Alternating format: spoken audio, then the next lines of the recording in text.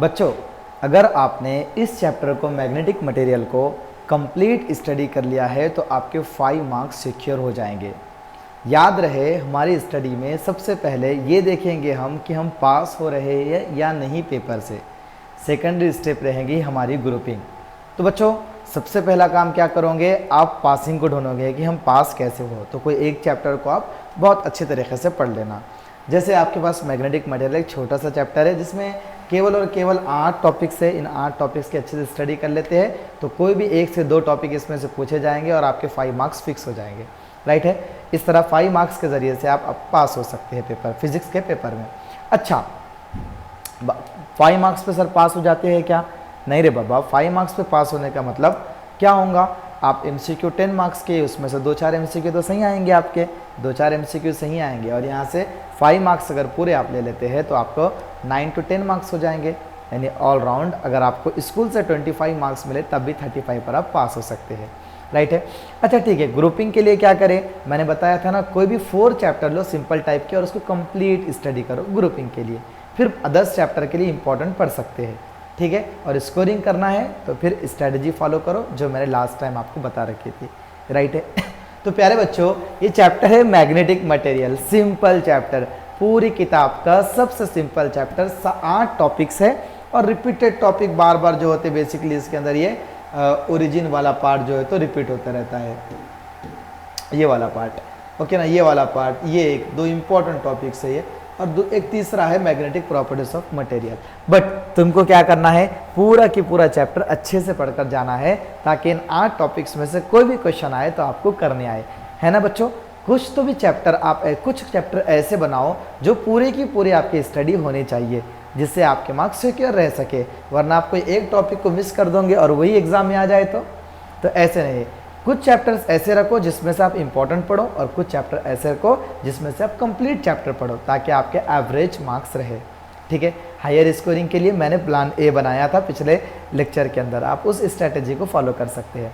But अब 4-5 दिन रह गए आपके एग्ज़ाम के लिए और आप चाहते हैं कि अच्छे से स्टडी करें, मार्क्स लाए, तो ये मेरी सीरीज़ है, इस सीरीज़ को फॉलो करो जिसमें पहला चैप्टर हम मैग्नेटिक मटेरियल पढ़ रहे हैं और नेक्स्ट मैं आपको ऐसे ही लेक्चर प्रोवाइड करूँगा इन 4 दिनों के अंदर। ईजी आपको लेक्चर और जो इंपॉर्टेंट क्वेश्चन हो सकते हैं वो मैं आपके साथ शेयर करूँगा। ठीक है, तो स्टार्ट करने जा रहे हैं मैग्नेटिक मटेरियल। तैयार रहो इस चैप्टर के लिए, कंप्लीट चैप्टर पढ़ना है ईजी वे के अंदर, ज़बरदस्त तरीके से, और अपने दोस्तों को इस वीडियो को शेयर करना है। यस, चले तो हमारे पास कितने टॉपिक्स है बच्चों, अगर देखा जाए तो torque and magnetic potential energy वाला एक पार्ट है, दूसरा है ओरिजिन ऑफ मैग्नेटिज्म, तीसरा है magnetization, magnetic intensity, magnetic properties of material, hysteresis, permanent magnet and electromagnet, magnetic shielding. ठीक है बच्चों, ये 2 टॉपिक आप स्किप भी कर दिए तो कोई इश्यू नहीं है। ठीक है, एग्जाम में पूछे नहीं जाते जनरली। ये 6 टॉपिक जो 1, 2, 3, 4, 5, ये 5 टॉपिक एग्जाम में अच्छे से आप पढ़कर जाना, इन्हीं में से क्वेश्चन आएगा। ठीक है, चलो तो स्टडी शुरुआत कर रहे हैं मैग्नेटिक मटेरियल जैसे छोटे और ईजी चैप्टर की। ओके बच्चों, चलो वेरी गुड। तो बच्चों पहला टॉपिक क्या है हमारा वो देख लो। पहला क्वेश्चन है, क्या है बच्चों, torque acting on a magnetic dipole. Okay ना, चलो टॉर्क के लिए फॉर्मूला क्या है वो समझो। टॉर्क क्या है, एकदम सिंपल याद रखो। टॉर्क होता है बच्चों cross product of magnetic dipole moment and magnetic field. What is torque? Torque is the cross product of magnetic dipole moment and magnetic field, that is torque. तो torque is equal to mb, cross product हटाने पर क्या लगता है बच्चों, sine theta. हो गया इस तरह से। अगर 1 नंबर के लिए क्वेश्चन आ जाए व्हाट इज टॉर्क, ओके ना, एक्टिंग होना मैग्नेटिक डाइपोल, तो आप क्या लिखेंगे, torque is the product of magnetic dipole moment, m मतलब क्या, magnetic dipole moment and magnetic field, दोनों का क्रॉस प्रोडक्ट होता है। राइट है, ओके। सो हमने क्रॉस प्रोडक्ट क्या लग गया यहाँ पर, साइन थीटा। ओके, क्लियर है, वेरी गुड। चले तो बच्चों यहाँ पर टॉर्क हो गया, लेकिन क्वेश्चन क्या है देखो, ड्राइव। अब टॉर्क का क्वेश्चन आया तो 1 नंबर के लिए मैंने सिंपल समझा दिया, टॉर्क कितना लिखकर आ जाना। अब क्या है बच्चों, drive an expression for potential energy of a bar magnet placed in a uniform magnetic field. Question क्या बोल रहा, पोटेंशियल एनर्जी का एक्सप्रेशन ड्राइव करो 4 मार्क्स के लिए। हाँ, सिंपल क्वेश्चन है, टेंशन मत लो आप लोग। सबसे पहले क्या करेंगे आप, इस तरह से एक क्या करेंगे, इस तरह से बार मैग्नेट है, आप क्या करेंगे उसको placed in a uniform magnetic field, कोई इस तरह मैग्नेटिक फील्ड बना दो, ये यूनिफॉर्म मैग्नेटिक फील्ड है सपोज करो, इसके अंदर आपको क्या करना है, बार मैग्नेट को प्लेस करना है, ये बार मैग्नेट आपने प्लेस कर दिया। यस बच्चों, समझ में आ रहा अच्छे से, बार मैग्नेट क्या किया आपने यहाँ पर प्लेस कर दिया। ओके बच्चों, इस बार मैग्नेट में सपोज करो ये नॉर्थ पोल है और ये साउथ पोल है, ओके ना, एक नॉर्थ पोल लेंगे, ये नॉर्थ पोल है सपोज करो, और ये क्या है, साउथ पोल है। तो मैग्नेटिक मोमेंट किधर होता है, हमेशा साउथ से नॉर्थ की तरफ, साउथ से नॉर्थ की तरफ। तो ये डायरेक्शन किसके देंगी, मैग्नेटिक मोमेंट की डायरेक्शन। मैग्नेटिक फील्ड डायरेक्शन कौन सी बच्चों, ये डायरेक्शन है मैग्नेटिक फील्ड बी की डायरेक्शन है। करेक्ट है क्या? अभी ये किस एंगल पे रखा हुआ है, ये अभी थीटा एंगल पे रखा हुआ है, राइट है ना, एंगल कितना है, थीटा एंगल, किसके साथ, मैग्नेटिक फील्ड के साथ थीटा एंगल पर रखा हुआ है, राइट है बच्चों, इस तरह से। डाइपोल, मुझे क्या पता करना है, मैग्नेटिक पोटेंशियल एनर्जी। ओके, आपको हमेशा पता है पोटेंशियल एनर्जी कैसे निकाली जाती है। पोटेंशियल एनर्जी का बेसिक फॉर्मेट होता है, अगर आपने लीनियर स्टडी करोगे लीनियर मोशन के अंदर, तो पोटेंशियल एनर्जी निकाली जाती है W इजिकल टू यानी वर्क डन निकालना होता है, वो पोटेंशियल एनर्जी होती है, वो होता है -F into D x, -F into D x, ऐसे निकालते हैं, राइट है। तो W की जगह पोटेंशियल एनर्जी वर्क डन लिखेंगे, कोई मसला नहीं, ओके, इजिकल टू, अब -F यहाँ पर तो टॉर्क क्या करेंगे बच्चों, ये जो मैग्नेट क्या करेंगे, रोटेट करेंगे, राइट है ना, मूव थोड़ी करेगा, फोर्स कब लगती है, मूव करने में, यहाँ मूव करेंगे क्या, मूव मीन्स एक जगह से दूसरी जगह डिस्प्लेस होना, ये क्या होगा, रोटेट होगा। तो रोटेट होते वक्त जो फोर्स लगती है उसको क्या बोलते हैं अपन, टॉर्क बोलते हैं, राइट है। और dx का मतलब क्या है यहाँ पर, डी थीटा, यानी कि एंगुलर डिस्प्लेसमेंट क्या होगा, डी थीटा। तो फार्मूला क्या बन गया, वर्क डन का फार्मूला बन गया tau is equal to work done निकाल रहे थे, तो W is equal to tau into D theta, समझ में आया, टॉ इंटू डी थीटा, ये हमारा फार्मूला है। अब मुझे निकालना है, अगर मुझे निकालना है वर्क डन कहाँ से बच्चों, अगर सपोज करो θ1 कोई एंगल है, वहां से मुझे θ2 पर जहाँ तक भी जाएगा यानी पोटेंशियल एनर्जी निकालना है। वर्क डन निकालने का मतलब क्या है, पोटेंशियल एनर्जी निकालना है, कहाँ से कहाँ तक, एक एंगल है θ1, सपोज यहाँ पर θ1, ये एंगल θ2, इतना मुझे निकालना है। तो मैं क्या करूँगा बच्चों, एक लिमिट लगा दूंगा इंटीग्रेशन कर कर, ओके। तो क्या करना पड़ेगा मुझे, इंटीग्रल यहाँ पर लेने के 0 से W, ओके, dW, ओके ना, छोटा सा इंटीग्रल dW, ओके, वर्डन dW छोटा सा वर्डन, okay, is equal to integral of θ1 to θ2 tau into D theta, simple, okay. But tau क्या है, torque is the mb sin theta, yes. तो रख देते हैं इसके अंदर, क्या होगा, dW का इंटीग्रल क्या होगा बच्चों, W, और लिमिट रखने के बाद W minus W is W, okay. Torque क्या होगा बच्चों, integral θ1 to θ2 as it is, tau is the mb sin theta into D theta, yes. W is equal to, अब बच्चों mb जो है वो क्या है बच्चों, कांस्टेंट है, ओके ना, मैग्नेटिक डाइपोल मोमेंट ये कांस्टेंट है और मैग्नेटिक फील्ड भी कांस्टेंट है, ओके। बाहर निकाल दे, क्या बचा, integral θ1 to θ2 sin theta into में d theta, very good, okay. चलो, तो W इजिकल टू mb का mb, अब साइन थीटा का इंटीग्रेशन क्या होता है बच्चों, माइनस कॉस थीटा, लिमिट जैसी की वैसी, θ1 और यहाँ पर θ2, सिंपल। W इजिकल टू, अब माइनस बाहर निकल गया, क्या होगा, माइनस mb कॉस थीटा, और यहाँ पर हो गया ये θ1 माइनस θ2, समझ में आ रहा है, इजी, ओके। तो वर्डन कैसे निकल रहा है, work done is equal to W is equal to minus mb, यहाँ पर हो गया कॉस थीटा, और ये हो गया θ1 θ2, ओके। चलो, W इजिकल लिमिट बिठाओ, माइनस mb, ये हो जाएगा, अपर लिमिट क्या रहेंगी, ओके, θ2 माइनस θ1, है ना, θ1 माइनस θ2,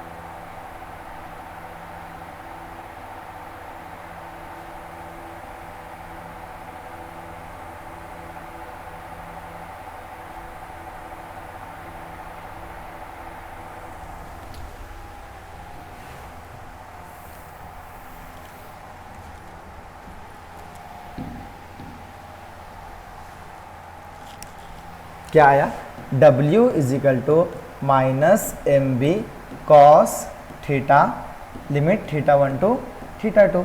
ओके, इजी है। अब क्या करेंगे बच्चों उसके बाद, W is equal to minus M b as it is cos theta, तो क्या लिख सकते हैं हम इसको, cos theta 2 minus cos theta 1, limit को रख दिया हमने इसके अंदर। Okay, minus M b as it is. Okay, अपन क्या करेंगे बच्चों, अपन क्या करेंगे, इनिशियली जो मैग्नेट है हमारा वो इस तरह से प्लेस है, यानी मैग्नेटिक फील्ड की डायरेक्शन ये है और मैग्नेट इस तरह से प्लेस है, 90 डिग्री के एंगल पे प्लेस है। फिर वो मूव होगा, इधर मूव होगा, इधर मूव होगा, जिधर भी। तो इनिशियली हम सपोज करते हैं कि थीटा 1 जो है एंगल कितना है बच्चों, बताओ, 90 डिग्री है। अब थीटा 1 90 डिग्री हो गया तो थीटा 2 को हम क्या लिख सकते हैं, थीटा लिख सकते हैं, यानी हमारे पास थीटा 1 और थीटा 2 दोनों की वैल्यू नहीं थी, इस वजह से हम थीटा 1 और थीटा 2 लिए थे, बट एक की वैल्यू आ गई तो दूसरे को हम क्या अज्यूम कर सकते हैं, थीटा, यानी थीटा 2 लिखने की क्या जरूरत है। ओके, क्योंकि अकेला बच रहा है, जब दो होते हैं तो 1 2 लिखते हैं ना, अब अकेला बच रहा है तो सिर्फ क्या लिखेंगे, थीटा लिखेंगे। तो W is equal to minus M B in bracket of cos का कॉस और थीटा कितना है, cos theta 2 as it is minus theta 2 क्या लिखा है हमने, थीटा लिखा है, माइनस कॉस थीटा 1 कितना है, 90 डिग्री। यस, तो क्या बन गया, W is equal to minus M B in bracket of cos theta minus में cos 90 is the 1। Yes, cos 90 क्या होता है, कॉस 90 कितना होता है, 0 होता है। ओके ना, वेरी गुड। चलिए, तो W इज इक्वल टू कितना हो जाएंगे बच्चों, minus M B cos theta, this is the formula of W। W क्या है, this is potential energy, this is potential energy. Okay, और मैग्नेटिक पोटेंशियल एनर्जी UV भी लिख सकते हैं, कितना मिला, minus M B cos theta, हो गया। इतना ही डेरिवेशन है और कुछ नहीं है, सिंपल। समझ में आ रहा है आपको कैसे करें अपन ने इसको। Okay, potential energy is equal to UV is equal to minus M B cos theta. Okay, अब बच्चों मिनिमम पोटेंशियल एनर्जी और मैक्सिमम पोटेंशियल एनर्जी कब रहेंगी वो समझेंगे।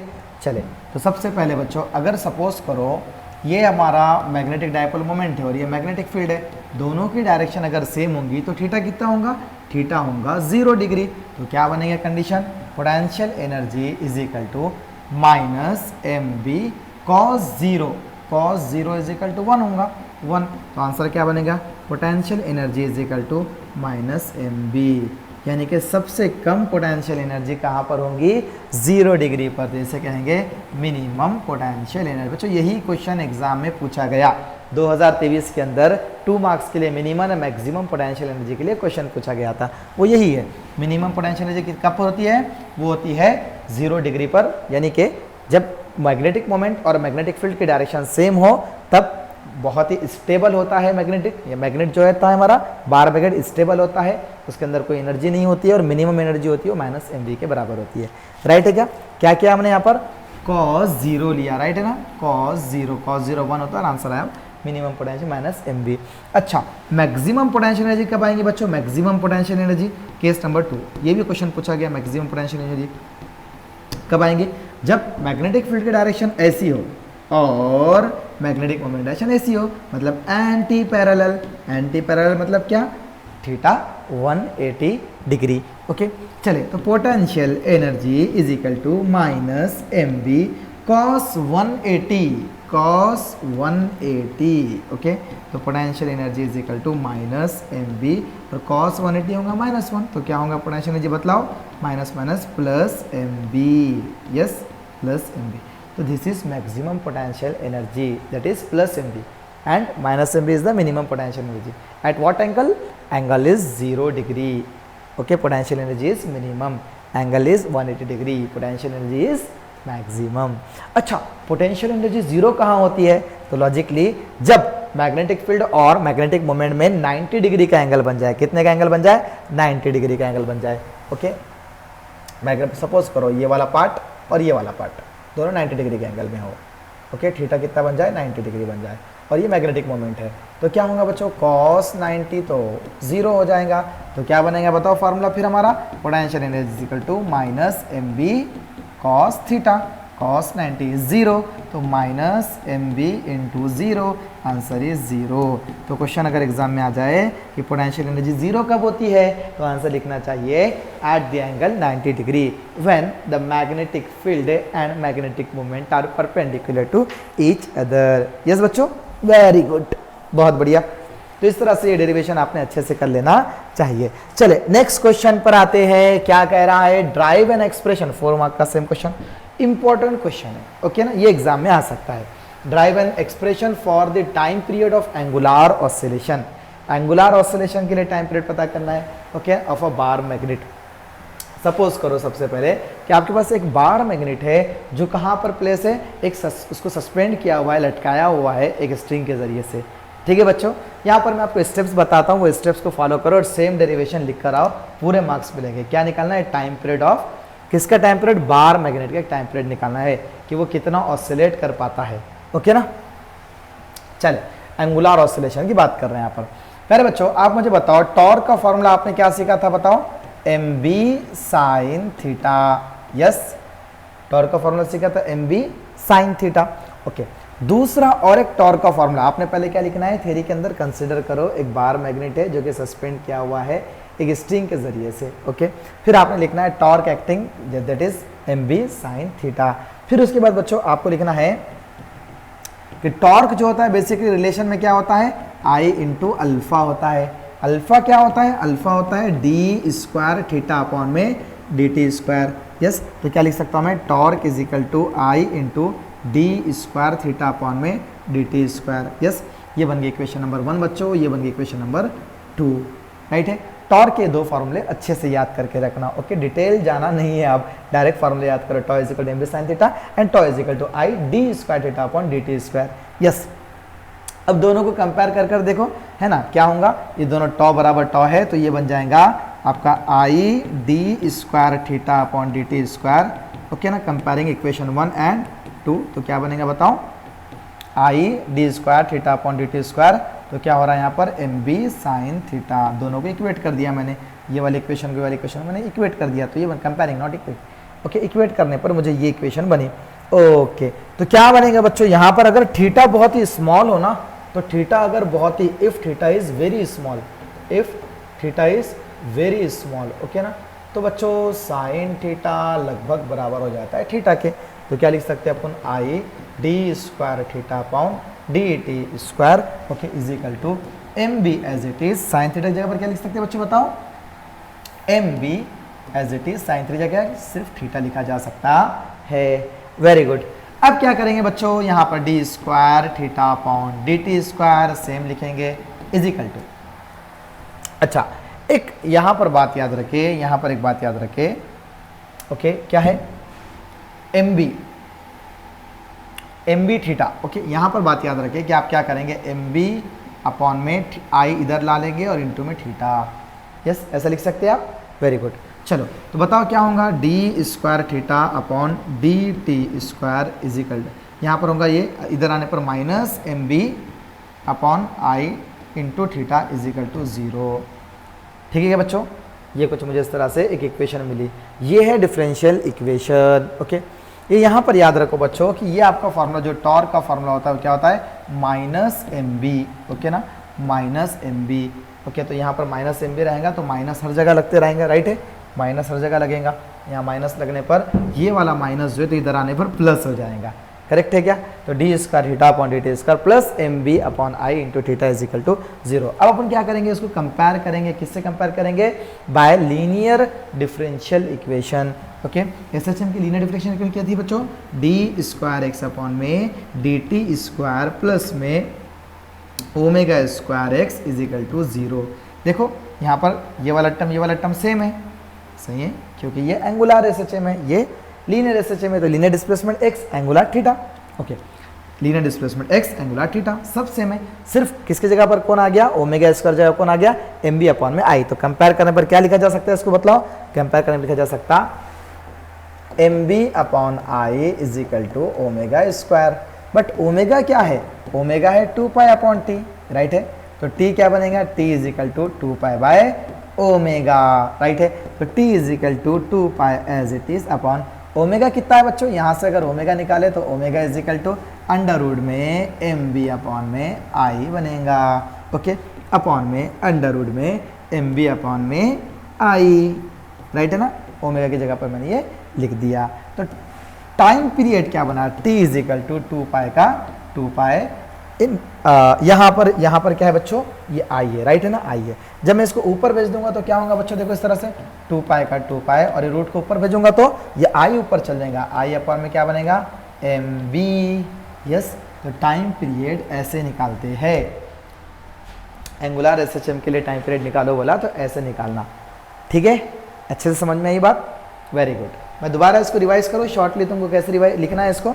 सबसे पहले थ्योरी लिखोगे, एक बार मैग्नेट है उसको सस्पेंड किया हुआ है एक स्ट्रिंग के जरिए से।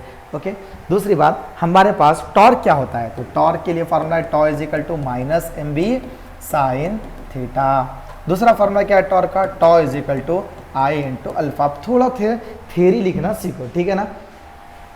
तो बोलो the formula for the torque is given by tau is equal to minus M B sine theta. फिर दूसरा फॉर्मूला लिखो, and also the torque is the formula of the torque is given by, दो formula लिख दो और by comparing बोल दो equation 1 and 2। Equation 1 and 2 को इक्वेट करने पर, ओके इक्वेट करें तो क्या होगा, I into alpha is equal to minus M B sine theta. Yes, अब क्या बोलना, नाउ अपने क्या पता है, अल्फा इज इक्वल टू क्या है, डी स्क्वायर थीटा अपॉन में डी टी स्क्वायर। ओके ना। फिर क्या बच्चों, साइन थीटा, अगर थीटा बहुत ही छोटा रहा, स्मॉल रहा थीटा, तो क्या होगा साइन थीटा लगभग बराबर थीटा क्या होता है, यहाँ पुट करो वैल्यूज क्या होगा, आई अल्फा की जगह क्या होगा डी स्क्वायर थीटा अपॉन में डी टी स्क्वायर, अल्फा की जगह क्या होगा डी स्क्वायर थीटा अपॉन में d t square is equal to minus M B sine theta की जगह क्या लिखेंगे थीटा। तो क्या बन गया डी स्क्वायर थीटा, बतलाओ डी स्क्वायर थीटा अपॉन में d t square is equal to minus M B upon I, ये आई जो है नीचे आ गया इनटू में थीटा। यस, ये बन गई अपनी angular differential equation d square theta upon d t square plus में M B upon I into theta का थीटा माइनस के इधर है प्लस हुआ is equal to 0 by comparing the linear differential equation. अब लीनियर डिफरेंशियल इक्वेशन क्या है, by comparing the linear differential equation, यहाँ लिख दूँ मैं by comparing linear differential equation. अब क्या थे लीनियर डिफरेंशियल, तो वो थे D square x upon d t square plus में बोलो क्या था, यहाँ पर एक थीटा की जगह क्या आएगा एक्स आएगा, है ना। ओके, बाकी यहाँ पर ओमेगा स्क्वायर और यहाँ पर इंटू थीटा की जगह पर एक्स इज इक्वल टू 0। तो बताओ अगर मैं इस इक्वेशन को 3 दे दूँ और इस इक्वेशन को 4 दे दूँ तो पता चलेगा दोनों को कंपेयर करने के बाद ओमेगा स्क्वायर की जगह पर, देखो इसकी जगह पर ये आया इट्स ओके, इसकी जगह पर ये आया इट्स ओके। ओमेगा इसकी जगह कौन आया M B upon I, omega इसकी जगह कौन आया एम बी अपॉन आई। तो क्या लिख सकता हूँ यहाँ पर ओमेगा स्क्वायर की जगह पर आया एम बी अपॉन में आई, राइट है। तो ओमेगा कैसे मिलेगा बोलो, अंडर रूट में M B upon I. But मुझे क्या पता करना है टाइम पीरियड, टाइम पीरियड क्या होता है 2 pi by omega. Very good, चलो तो 2 पाई का 2 पाई एज इट इज, और ओमेगा कितना दिया क्वेश्चन में बताओ, सॉरी यहाँ पर हमको कितना मिला एम बी अपॉन में आई। अब बच्चों नीचे का ये रूट का टर्म है, इसको नीचे से ऊपर भेजो तो कैसे बनेगा बतलाओ, t इज इक्वल टू 2 पाई का 2 पाई, इसको ऊपर भेजने पर ये बनेगा आई अपॉन में एम बी, आई अपॉन में आई ऊपर चले जाएगा और एम बी नीचे आ जाएगा। तो this is the time period of angular S H M. ठीक है, बढ़िया, समझ में आ गया अच्छे से। तो ये 2 क्वेश्चन अच्छे से कर लेना है, ठीक है। तीसरा क्वेश्चन, अब न्यूमेरिकल की बारी है। अब किसकी बारी है, न्यूमेरिकल की। ओके, बड़े आसान न्यूमेरिकल, देखो सिंपल है, टेंशन नहीं लेने का, बिल्कुल आसान तरीके से सॉल्व करने का न्यूमेरिकल को। A short bar magnet is placed in a external magnetic field of a 700 Gauss, यानी मैग्नेटिक फील्ड कितना दे दिया, मैग्नेटिक फील्ड दे दिया 700 गॉस। ओके ना बच्चों, तो गॉस को कन्वर्ट कैसे करना बताओ, 700 Gauss.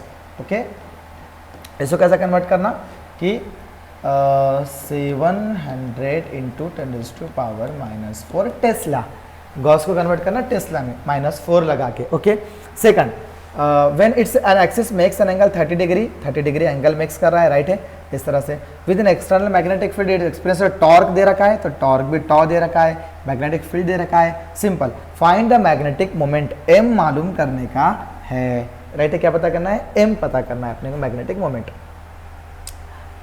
And work done in moving, अच्छा चलो पहले m पता कर लेते हैं, राइट है ना, m पता करना है तो m पता कर लेते हैं। टॉ का फॉर्मूला क्या बच्चों, mb sine theta, mb sine theta कितना दिया 30 डिग्री, थीटा कितना दे रखा बच्चों 30 डिग्री दे रखा है ना, ओके थीटा इज 30 डिग्री। तो टॉ कितना है, टॉ भी दे रखा है कितना है 0.014 is equal to m, m मुझे पता करना है। और b की वैल्यू कितनी है बच्चों, b की वैल्यू है 700 into 10⁻⁻4 into sine 30 is the 1/2, right है क्या। अब क्या करेंगे, अब इसको डिवाइड कर देंगे तो m इज इक्वल टू क्या बनेगा, ये बनेगा पूरा term m is equal to 0.014 upon 700 into 10⁻⁻4 into 1/2, right है, okay. m is equal to, अब क्या करेंगे बच्चों, इसको कैसे कैलकुलेट करेंगे, ओके कैलकुलेट आसान करो, इसको सबसे पहले ये 2 0 कैंसिल करो और यहाँ से -2 कैंसिल करो, तो कितना हो गया 0.014 और 2 को ऊपर भेजो तो डिवाइड का 2 ऊपर मल्टीप्लाई में गया, नीचे क्या बचा, यहाँ से 7 इंटू 10⁻⁻2, यस। अब कैसे करो इनको, 7 1 इज 7, ओके, इसको पॉइंट से निकाल दो ना बाहर, ये भी आसान हो जाएगा, इंटू 10⁻, ये जो माइनस है तो इसको 14 करो तो +3 -3, राइट है। अपन ने क्या करें, इसको 1 2 3 डिजिट बाहर निकाल तो -3 आ जाएगा, राइट है। तो कितना होगा 7 1 इज 7 और 7 2 जार, ओके, 2 दूनी 4 और 10⁻⁻1, तो m कितना बना बच्चों, देखो 2 दूनी 4, ये -2 ये -2 कैंसिल तो -1 बचा, तो 0.4 आना चाहिए ampere metre, 0.4 ampere metre square, sorry ampere metre square, क्योंकि मैग्नेटिक मोमेंट का और एक फॉर्मूला क्या है I इंटू ए, ये फॉर्मूला, तो इसके हिसाब से इसकी एम्पियर यूनिट है और इसकी मीटर स्क्वायर है, तो एम्पियर मीटर स्क्वायर यूनिट। समझा क्या अच्छे से। अब सेकंड थिंग क्वेश्चन में क्या बोला यहाँ पर, फाइंड द मैग्नेटिक मोमेंट, हाँ ये तो पता हो गया, देखो 3 नंबर का क्वेश्चन एग्जाम में आ सकता है, सिंपल है ना, क्या करें हमने, जो डेटा है वो निकाले और टॉ एम बी साइन थीटा, तो m की वैल्यू पता नहीं है, b है साइन थीटा है टॉ है सब है, राइट है, तो हम यहाँ पर कैलकुलेट कर लिए। अब दूसरा क्या है, and the work done in the moving its from most stable to most unstable condition. देखो मोस्ट स्टेबल का मतलब क्या है बच्चों, भाई उन्हें सबसे ज़्यादा स्टेबल कहाँ है 0 डिग्री पे, और अनस्टेबल कहाँ पर है, अनस्टेबल, स्टेबल अगर 0 पे है तो अनस्टेबल कहाँ पर है, थीटा कम से कम 0, थीटा 1 को 0 ले लेंगे और थीटा 2 कितना ले लेंगे 180 degree. Most stable to most unstable condition से बात कर रहे हैं अपन, ओके ना। तो बच्चों देखो हमारे पास वर्क डन का फॉर्मूला क्या था, वर्क डन पता करो बोला उसने, तो फॉर्मूला क्या है हमारे पास, माइनस एम बी क्या होता है बताओ, -mb cos theta 2 minus cos theta 1, okay. पहले कहाँ पर रखा हुआ है, स्टेबल कंडीशन में 0 डिग्री पे, और अनस्टेबल पे यानी 180 डिग्री पे रखा हुआ है वो, तो दोनों अपने को वैल्यूज बिठानी यहाँ पर। अच्छा अगर माइनस से मल्टीप्लाई कर ले तो क्या बनेगा, देखो जरा यहाँ पर माइनस से मल्टीप्लाई कर लिया तो minus omega is equal to minus, ये कैंसिल हो जाएगा तो एम बी हो जाएगा, ओके, और यहाँ पर अंदर प्लस बन जाएगा, है ना, ऐसे कुछ होगा क्या, थोड़ा मैं बताता हूँ, ओके।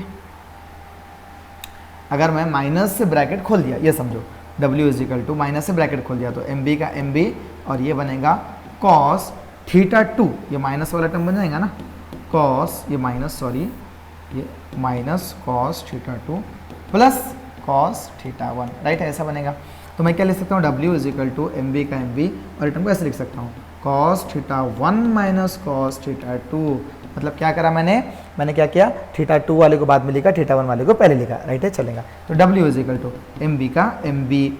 अब बताओ कॉस थीटा 1 कितना है, थीटा 1 तो अपने को बोला 0, तो cos 0 is the 1 minus cos 180 degree कितना है, 180 डिग्री होता है -1, राइट है क्या। तो अब यहाँ पर माइनस प्लस हो गया, ये हो गया omega is equal to 2mb, 2 कैसा माइनस प्लस 1 और 1 है 2, तो यहाँ पर होगा 2mb। अब m और b की वैल्यू तो अवेलेबल है, अभी m पता करे थे हमने, राइट है, ये mb की वैल्यू जो अभी पता करे थे कहाँ गई भाई, ये m, ये b यहाँ पता करे थे 0.4, ओके, क्या यहाँ पर पुट कर सकते वैल्यूज को हम, W इज इक्वल टू 2 का 2 इंटू m की वैल्यू कितनी थी 0.4 इंटू b की वैल्यू क्वेश्चन में दे रखा था, है ना, 7 इंटू 10⁻⁻2, यानी ये था 700 इंटू था, है ना। तो W इज इक्वल टू क्या हो जाएगा, W इज इक्वल टू 2 का 2 इंटू m की जगह 0.4 मिला था अभी अपने को मैग्नेटिक मोमेंट। और बी कितना है, बी कितना है बच्चों, क्वेश्चन में दे रखा है 700 इंटू 10⁻⁻⁴। तो W इज इक्वल टू, यहाँ पर मल्टीप्लाई करने पर ये 2 कैंसिल हो जाता, यहाँ से 2 बच जाता, तो 2 इंटू 7 यहाँ पर हो जाता, यहाँ पर 8 हो जाता, 0.8 हो जाता ये, राइट है बच्चों, into 7 into 10⁻⁻²। W is equal to, ये कितना हो जाएगा बच्चों, पॉइंट को बाहर निकालने पर 8 सत्ते 8 पंजे 40, 8 छक्के 48, 8 सत्ते 56, एक पॉइंट लगाए 5.6 10⁻⁻³ ओके। क्या आ रहा है वर्क डन, यहाँ तो देने रखा, यही कुछ आंसर आना चाहिए, ओके ना, -3 ओके, जूल में आंसर आएगा वर्क डन का। समझ रहा है क्या, सिंपल न्यूमेरिकल है, 3 नंबर के लिए एग्जाम में पूछा जा सकता, कर लेना अच्छे से। नेक्स्ट, वाह जबरदस्त, ये 2 मार्क का numerical. The work done for rotating a magnet with the magnetic dipole moment m through 90 degree from its magnetic meridian is n times the work done to rotate its through 60 degree. Find the value of n. Question समझो पहले। The work done for rotating the magnet with magnetic dipole moment m, okay, through 90 degree। तो पहले क्या है, एक work done है जो 90 degree की बात कर रहा है, राइट है, रोटेट कर रहा है वो 90 डिग्री से, it's magnetic okay is n times. अच्छा, जो 90 डिग्री का जो वर्क डन बनने वाला है वो कितना है, n टाइम्स है, किसके वर्क डन के, तो रोटेट इट्स थ्रू 60 डिग्री, तो वर्क डन 60 डिग्री वाले के, समझ रहे हो कि 90 डिग्री वाले का जो वर्क डन है वो n टाइम्स है 60 डिग्री वाले के वर्क डन के। तो क्या करेंगे, पहले वर्क डन 90 डिग्री का निकालो, कैसे निकालते बतलाओ, जब उन्हें रोटेट हो रहा है कहाँ से, 0 से 90, और जब रोटेट हो रहा है 0 से 60, तो क्या बनेगा बतलाओ, -mb। तो अभी मैंने फॉर्मूला बतलाया था, mb cos θ1 minus cos θ2, right है क्या, cos θ1 minus cos θ2, cos θ1 minus cos θ2, यही फॉर्मूला था ना, ओके। तो mb का mb और ये हो गया cos θ1, cos θ1 कितना, यहाँ देख लो सबसे आसान, चलो मैं आपको यहाँ पर टाइम नहीं डालता ज़्यादा, यहाँ समझ लो। देखो यहाँ पर बच्चों, देखो यहाँ पर क्या किया आपने, सबसे पहले cos 0 रखा तो 1 हो गया, ओके ना, और फिर 90 रखा तो cos 90 0 हो गया, ये टर्म कैंसिल, तो क्या बचा, सिर्फ mb बचा। फिर दूसरे केस में आपने क्या निकाला, 60 डिग्री के लिए, तो पहले क्या रखेंगे 0 फिर 60 है ना, तो 0 रखे तो 1 हुआ, और 60 रखने पर 1/2, इनका कैलकुलेशन हुआ mb/2, ओके ना। अभी कंडीशन क्या थी, मैंने बताया था आपको, वर्क डन, कंडीशन थी वर्क डन 90 डिग्री का n टाइम से वर्क डन 60 डिग्री के, तो वर्क डन 90 डिग्री कितना आया था यहाँ पर देखो, mb इज इक्वल टू, सही है ना, n, और 60 डिग्री कितना है बच्चों बताओ, mb अपॉन में 2, ये आया ना, mb और mb अपॉन में 2, तो ये दोनों कैंसिल हो गया, यहाँ 1 बचा, 1 is equal to n upon में 2, और n इज इक्वल टू कितना हो गया 2, राइट है, ये 2 इधर गया। तो क्वेश्चन में क्या बोला था, find the value of n, तो ये n मिल चुका है, समझ रहा है, सिंपल क्वेश्चन है, प्रैक्टिस करके जाना, न्यूमेरिकल आ गया तो छोड़ना नहीं। Next question, a magnetic needle placed in a uniform magnetic field has the magnetic moment is 2 × 10⁻⁴ ampere metre square. क्या दे रखा, मैग्नेटिक मोमेंट दे रखा, ओके, तो मैग्नेटिक मोमेंट है ये, एम्पियर मीटर स्क्वायर से निकलता है, राइट है ना, okay. It performs 10 complete oscillation in 6 second, 6 second में कितने ऑसिलेशन किया कंप्लीट उसने, it perform 10 complete oscillation in 6 second, 6 second में, तो 1 सेकंड में कितना बन जाएगा ऑसिलेशन बतलाओ, उसका लगभग 1.6 बनेगा, राइट है ना बच्चों, 1.40 तो 1.6 बनेगा, राइट है, 1 सेकंड में वो बनेगा ये। तो मैं क्या बता रहा था आपको, कि क्वेश्चन में क्या दे रखा है, देखो the magnetic moment of inertia दे रखा है सेकंड में, तो मोमेंट ऑफ इनर्शिया भी आई भी मिल गया, एम भी मिल गया, 2 भी चीज़ें दे रखा है। It performs 10 complete oscillation in 6 second, 6 second में 6 ऑसिलेशन कर रहा है, तो 1 सेकंड में कितने ऑसिलेशन, 1.6 ऑसिलेशन होगा, ओके, मसला नहीं है, 1 सेकंड में 1.6 ऑसिलेशन होगा, इश्यू नहीं है, ओके। अगर मुझे टाइम की बात करना है कि एक ऑसिलेशन के लिए कितना समय लग रहा है, तो टोटल 6 सेकंड है मेरे पास, देखो n मतलब क्या है बच्चों, सोचो ज़रा, n यानी नंबर ऑफ ऑसिलेशन कंप्लीटेड पर सेकंड, तो 10 ऑसिलेशन कंप्लीट हो रहे, कितने हो रहे, 10 पर सेकंड, यानी 6 सेकंड में हो रहे वो, राइट है। तो मुझे n कैसे निकलेंगे, 1 सेकंड में कितना बनेगा, मैंने क्या बताया था आपको, 10/6, बट टाइम पीरियड तो क्या होता है, इसका उल्टा होता है, 6/10 होगा, राइट है क्या। तो t इज इक्वल टू यहाँ पर 3 हो जाएगा, यहाँ पर 5 हो जाएगा, 3/5, this is time period, t मिला। बट क्वेश्चन में पता क्या, what is the magnitude of magnetic field, यानी b पता करना है। फॉर्मूला क्या है टाइम पीरियड का, ओके ना, एंगुलर से 2π√i/mb, ये अपना फॉर्मूला है। टाइम पीरियड निकल गया 3/5, ओके।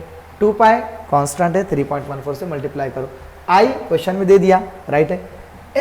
m की वैल्यू क्या है बच्चों, m मैग्नेटिक मोमेंट 2 × 10⁻², और b की वैल्यू हमको पता करनी है। बाकी सारा डेटा क्वेश्चन में दिया हुआ है। कैसे करेंगे इसको सॉल्व, देखो पहले स्क्वायरिंग कर लेंगे, तो t² इज इक्वल टू 2 का स्क्वायर 4, पाई का स्क्वायर पाई स्क्वायर, ये बन जाएगा i/mb। यस, क्या निकालना है, b निकालना है। यहाँ से बोला मैग्नेटिक फील्ड, तो b इज इक्वल टू क्या हो जाएगा बच्चों बताओ, यहाँ पर 4π² i/m × t का स्क्वायर, राइट है। डेटा क्या दिया हुआ है, 4 × पाई की वैल्यू 3.14 का स्क्वायर कितना होगा, 9.8, लगभग 9.8 होगा वो, ठीक है ना, देख लेना इनटू में, ओके। 9.56 होगा क्या, 9.56 होगा आई थिंक।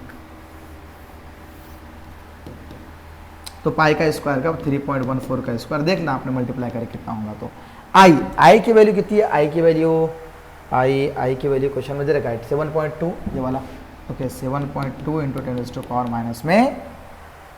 10⁻⁷, ओके, अपॉन में m कितना है 2, राइट है, इनटू में m कितना है 2 × 10⁻⁻2, और t स्क्वायर, ये जो t मिला अभी मुझे, कितना मिला था t, ये 3/5 का स्क्वायर। कैलकुलेशंस करके आंसर लाना होगा, राइट है। चलिए, वेरी गुड। अब आगे नेक्स्ट क्वेश्चन, हाँ 2 मार्क का simple question. A bar magnet of moment of inertia of a 500 gram centimetre square, सबके सब सीजीएस यूनिट में दिया है। चलो मसला नहीं है, ओके ना, कोई इशू नहीं। सबसे पहले क्या है हमारे पास, moment of inertia I is equal to कितना दे रखा है, 500 gram centimetre square, makes 10 oscillations per minute in a horizontal plane. 10 oscillations per minute, एक मिनट में कितने ऑसिलेशन हो रहे हैं, 10 ऑसिलेशन। मतलब अगर टाइम पीरियड की बात करूँ, अगर फ्रीक्वेंसी की बात करूँ, तो n इज इक्वल टू कितने ऑसिलेशन, 10 ऑसिलेशन हो रहे हैं पर, मतलब कितने पर मिनट, यानी एक मिनट में 60 सेकंड होते हैं, राइट है, यानी पर मिनट, यानी ऐसे लिखो क्या, 10 ऑसिलेशन पर मिनट, तो क्या हुआ 10 ऑसिलेशन पर 60 सेकंड, ये बन गया 1/6। तो टाइम पीरियड क्या बनेगा, 6 सेकंड, उल्टा 1/6 का 6। क्वेश्चन में क्या बोला, if the horizontal component of the earth magnetic field is 0.36 Gauss, इन्हें मैग्नेटिक फील्ड दिया है 0.36 गॉस, ओके बच्चों। चलो, ग्राम नहीं है, गॉस है वो, ओके। क्या बोला, फाइंड करो बोलकर what is the magnetic moment, m पता करना है, m क्या फॉर्मूला है टाइम पीरियड का, t इज इक्वल टू 2π√में i/mb। i अवेलेबल है, यस, b अवेलेबल है, यस, m पता करना है, t अवेलेबल है, यस। सेम फॉर्मूले पर 2 न्यूमेरिकल, सिंपल, ठीक है। Next question,